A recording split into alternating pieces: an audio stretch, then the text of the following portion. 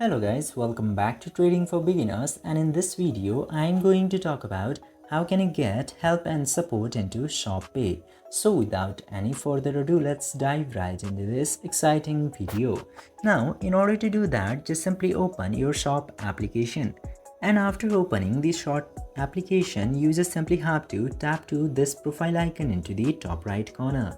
Tap into there and then you will directly get the option of support. Now just simply select support option, and after that you can choose this option of help center. Tap into that option and it will lead you to your web browser where you can search for any help related to ShopPay. You can select most popular articles by scrolling down.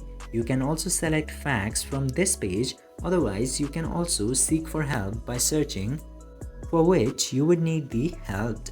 I'm selecting this edit your tracking information just for the demo, and after selecting your article you can see all of the possible solutions for your problem, and this way you can easily get help or support into your ShopPay.